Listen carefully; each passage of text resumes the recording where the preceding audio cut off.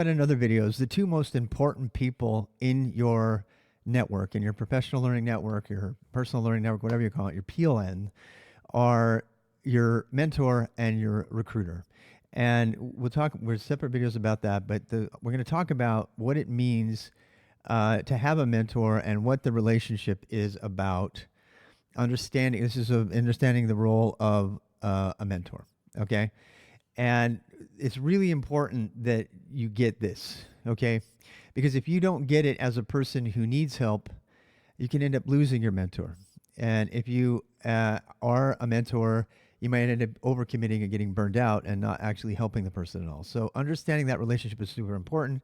And I am going to make very objective scientific references to the most successful mentorship program I have ever participated in, the Boy Scouts of America. Now, before you turn the video off and go away and start writing horrible things about pedophiles and stuff like that in the Boy Scout program, I'm not talking about that. Okay, so let's just put all of that aside, and let's just observe the most successful volunteer mentorship program that has ever existed in the United States, in my opinion. So let's talk about. We're kind of story wise. We're going to go into this. We're going to describe why that program is so successful and how it worked and where it came to be, what problem was it solving, and all of those, points are going to relate to how you can find a good mentor and how that mentor can use their time best and how you can be respectful of the time, et cetera, et cetera, et cetera. But let's not go there. I shouldn't have even gone there myself. Let's just stick with the whole thing. So the Boy Scouts of America, just full disclosure, I was a Mormon and I was a Boy Scout. I never made it to Eagle, but I could have. I was regularly a Scoutmaster for many years. I raised 4 sons, so I've been in the program a lot. And there's something called a merit badge counselor. And I have to describe this in order for you to get it. So just hang with me for a bit here. What a merit badge counselor is there somebody who has been vetted by the Boy Scouts of America. They have applied, they've filled out paperwork to be a volunteer. And so they're not officially part of the core leadership of a scout troop or that kind of thing. They are volunteers. They're volunteers on the side, and they spend a large amount of their time preparing material and answering questions and being the mentor for a scout whose job it is to identify them, find them, and do most of the work on their own, and then go to their merit badge counselor, their mentor, and validate the work that they have done. Sound familiar? Okay, so that dynamic, which was invented, and I don't even remember his name, it was a pseudo-military kind of situation, but it was invented because they understood that the people who had the experience were not going to, and that had the relevant experience, were not going to have a lot of time. And I did another Who Should You Learn From video, and I touched on this topic a little bit as well.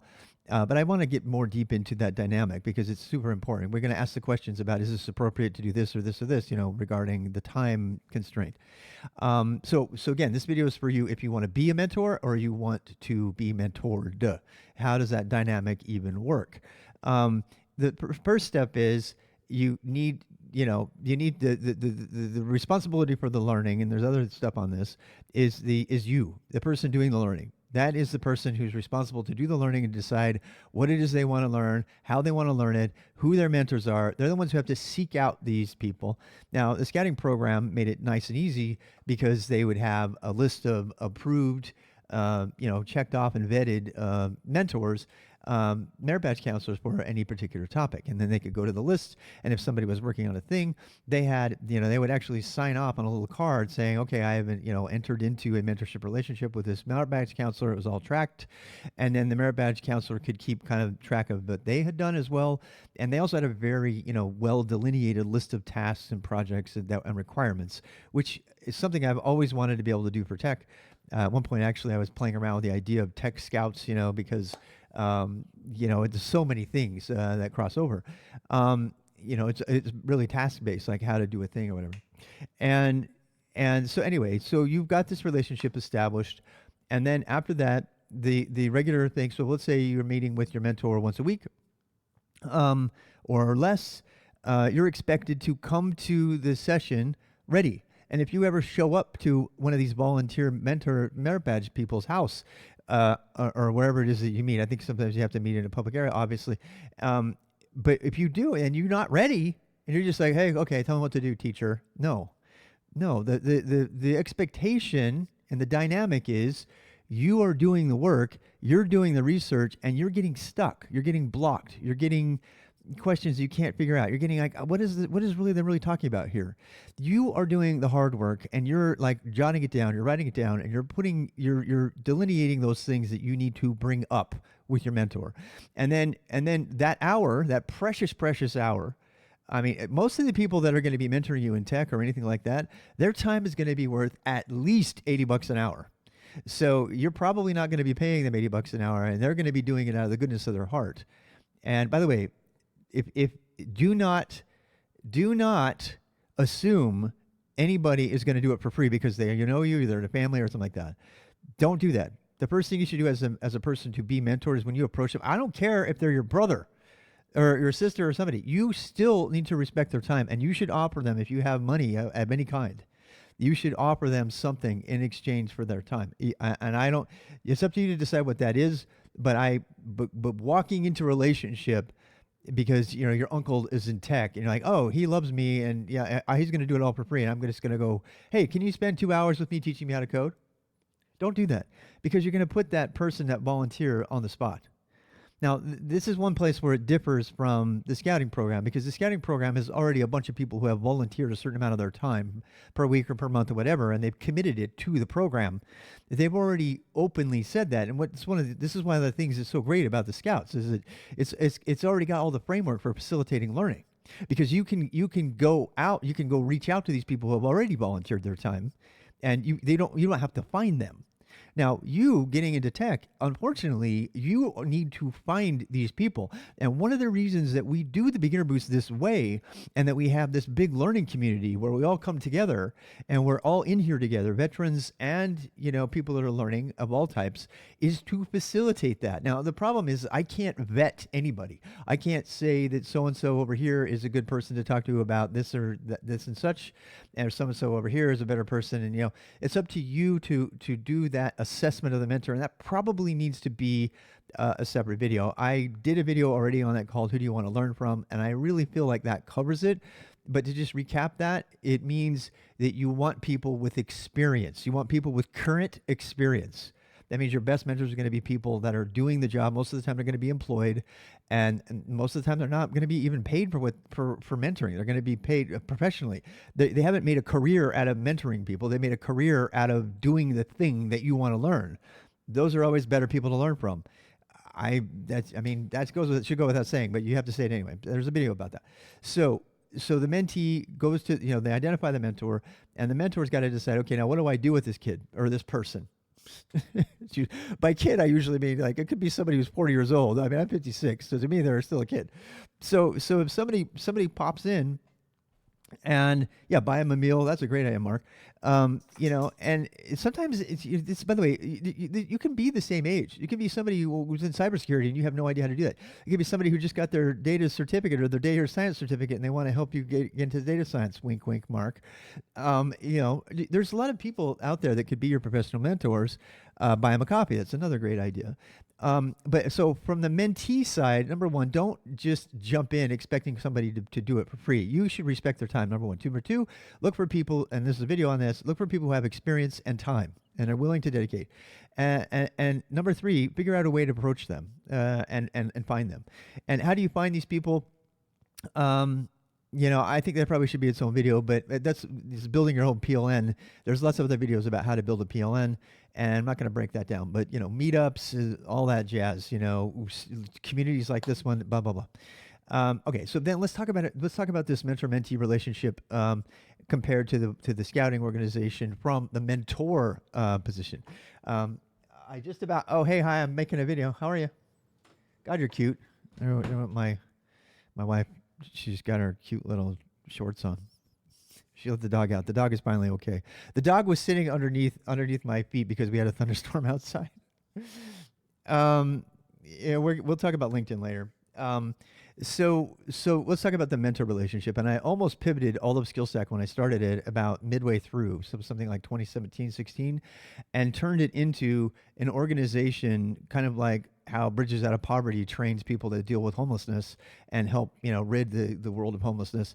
I was like, I wanted to spend time, mentoring mentors, helping them to do it. And so I'm talking to them right now. So if you want to be a merit badge counselor, a tech merit badge counselor, or a mentor of any kind, you probably have a lot of questions about how to do that and what does it even look like and what's appropriate and all that stuff. And honestly, I really want to make a separate series off of the Boost that's just for people who want to mentor. The world needs you. The world needs more mentors, more good, qualified, employed mentors who can give up an hour or two of their day, and they can take on one or two people that they mentor in what it is that they do. The blacksmith analogy, or the Padawan analogy, and that it is May the 4th today. So how do you do that? The first answer is what happens during the time when you meet. The answer, I already touched on this, but I'm going to touch it again. The mentor's job is to answer questions and help the person get unstuck and help them see alternative paths through their thing. So let's take some specific examples. I once had a kid I once had a kid come in who was new. He was coming and he sat down and he leaned back in his chair. I mean, he was all, chill and everything. And I just sat down, drank my coffee. I'm like, hey, how's it going? Oh, great. He's like this. He's like, oh. So, what are we doing today, teacher? What we got to do? What are we going to do? I said, I don't know. What are we going to do? And he was like, what? You tell me. What are we going to do? It blew his mind. It blew his mind. His whole mind was just because he was like, you're in charge. It's like, this is your time. This is your time. You tell me what we need to do. And he was like, well, you're the teacher. You're supposed to, he even said it. You're the teacher. You're supposed to tell me what to do. And this is why I hate the term teacher. I hate the term teacher. And we did that actually. Many times we played. You know what's funny? This is the great thing about a mentor relationship. I actually played a lot of Overwatch and Minecraft with the people that I mentor.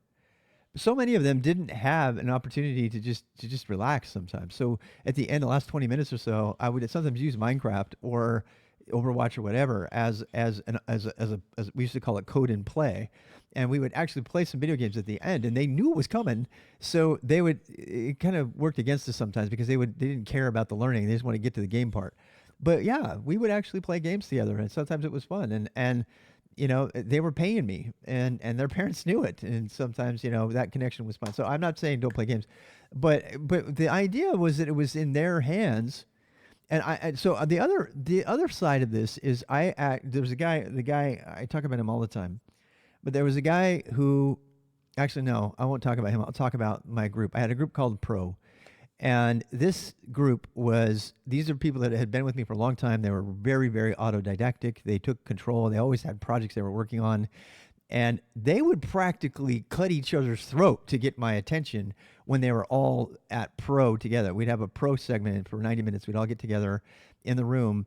And I would sit down with each one of them. I'd try to rotate around, but they would almost like elbow each other out of the way because they wanted to show me what they were working on, and they had questions to ask me, and they were ready. They knew, in fact, they knew that my time was precious, so they would deliberately prepare themselves. So when they got time with me, like, okay, well, I got this one thing right here, and it was like a lab. It was like a learning lab. And I have a saying, learning happens in the lab, not the lecture hall.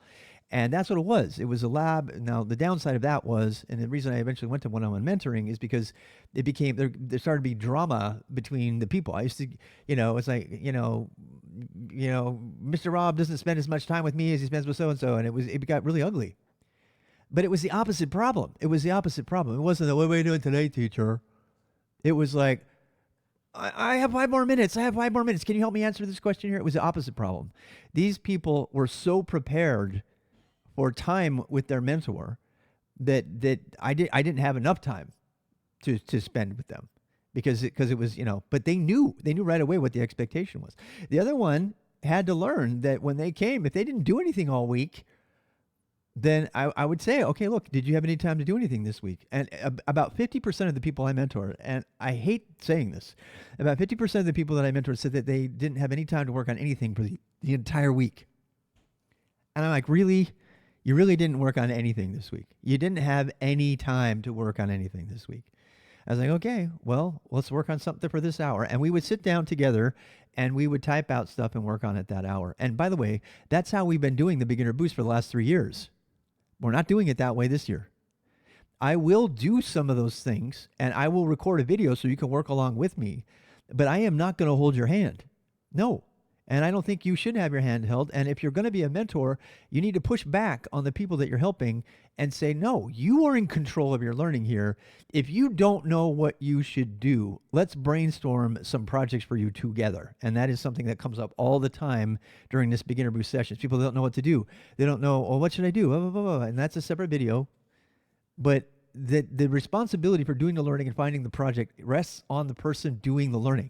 And as a mentor, you need to push back to them. The first time that you start saying, this is what you're going to do X and Y and Z, so help me God, and you start cracking the whip, you are no longer a facilitator, you're no longer a mentor, and frankly, you're no longer effective because the person who's doing the learning now feels like you're doing the directing for them.